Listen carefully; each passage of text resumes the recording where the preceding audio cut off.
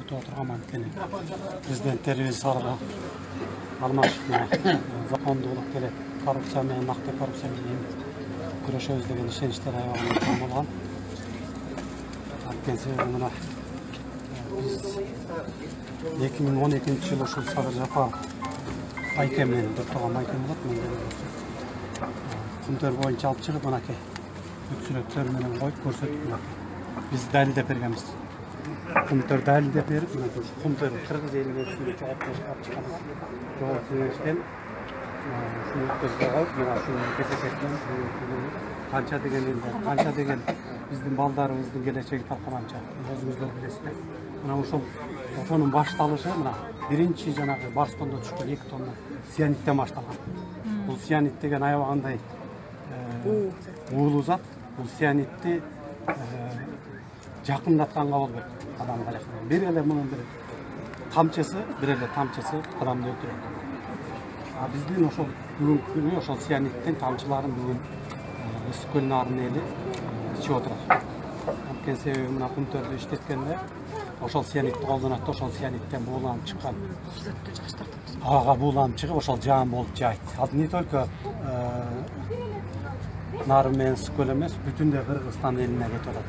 Шамал кайда айдаса болот, ошол калпар ошака жаап, ошол жаанга айланып жерге түшкөндөн кийин эмнеге туура келсе, буурайга туура келсе, нан менен помидор, бадыраң, өсүмдүктөр, алма жемиштер түшпөсө, алма жемиш менен балдарыбыз биздин келечеги боло турган балдарыбыз жеп атат.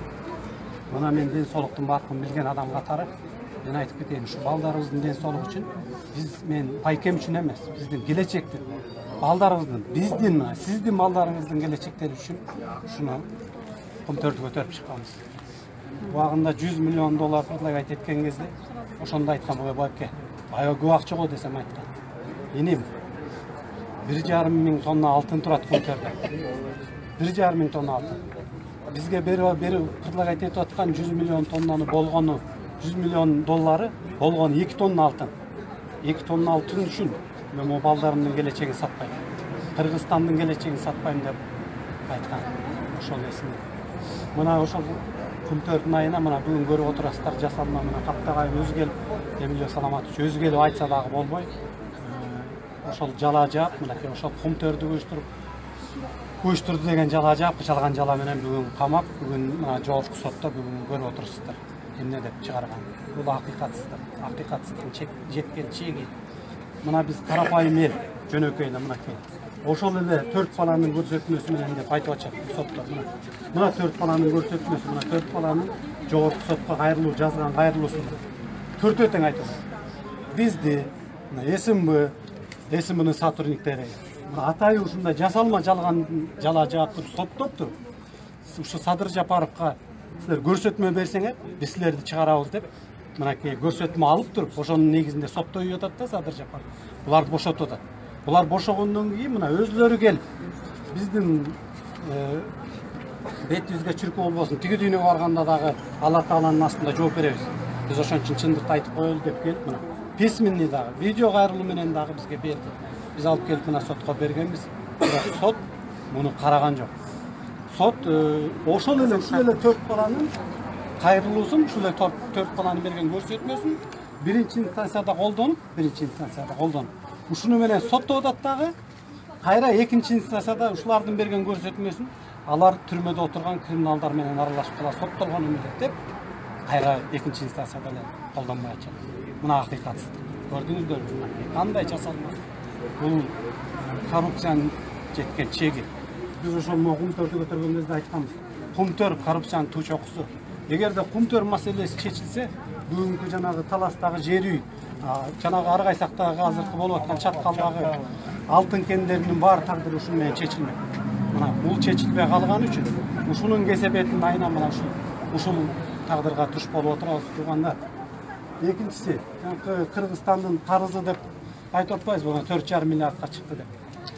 Мына эгерде Кумтөрдү ушул 2012 жылы көтөрүп чыкканда жогорку кеңеш бекитип берип, Кумтөрдү Кыргызстанга толугу менен өткөзүп алып койгондо биз мындай карыз болмогон эмеспиз. 4,5 миллиард карызга чыкпайт болчубуз. Мынакей ушунун кесепетинен ушундай болуп отурат. Эми 4,5 миллиард карызды баягы менин бир жолдошум айтып атат. belgili aylanayın jurt. Bizdin jerimiz başka memleketke ötüp ketkençe andan göre bizim şuradaki 4,5 milyar eldin jöntögünen, karapayın baykuşlardın jöntögünen çoğultup berildi olar. Bu mağa men buga makul emes. Ken sebebi egerde çındap, çınıgı biyilik kele turgan bolsa, çınıgı biyilik kele turgan bolsa. Bir ele ministerдің байлығы 4,5 миллиард жаап қойды. Мына өзіңіздер азыркы КТРдан беріп жатқан бір ғана Шадиевтің байлығын беріп жатқан байлығын көрдіңіздер. Bir ele ministerдің байлығы жаап қойды.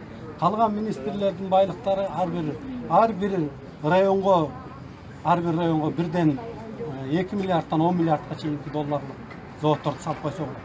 Мына ақиқатты ушундай келиш керек. Айланайын ел жұрт. Мен силерге кайрылам. Мына азыр өзүңүздөр көргөндөй жогорку соттон туура эмес чечим чыгарды. Бул жеткен акыйкат, жеткен чеги. Эми азыр мына Каптагаев айткандай жаңы ачылган жагдай менен биз кайрылабыз. Мен элден, силерден сурайм. Менин байкем үчүн эмес, өзүңөрдүн балдарыңардын келечеги үчүн ушуну колдоп бергиле. Кыргызстанды оңдоп кетели. Азыр бүгүн 4,5 миллиард болсо, көрөсүңөр дагы бир 4 жылдан кийин 8 миллиардка барат деп мен кепилдик берем силерге. Бул эгерде ушул система менен ушу ойдон кете берсек, анда биз эчтеке кыла албайбыз. Кыргызстанда мына бая күнү Ореки Жумабаев айтып атат.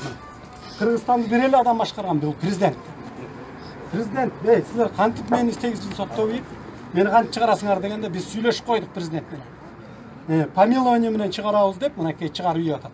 Мына өзүңүздөр көрүп турасыздар. Айланайын туугандар. Урматтуу Сооронбай Шарипович, сизге да кайрылам. Ушуну карап мына жаңы жагдайда акыйкат чечим чыгарып бериңиздер. Бул Кыргызстандын мына биздин балдарыбыздын келечеги. Мен өзүм ден соолугум жок. Ошол балдар да менин кепилдик ийип, ушу ден соолугун жоготпосун. Кыргызстанды жоготпосун. Урматтуу кыргыз элим, кайрылам сиздерге жардам кылыңыздар. Башка айта турган эч нерсем жок. Рахмат баарыңызга. Biz de söyle koymadık.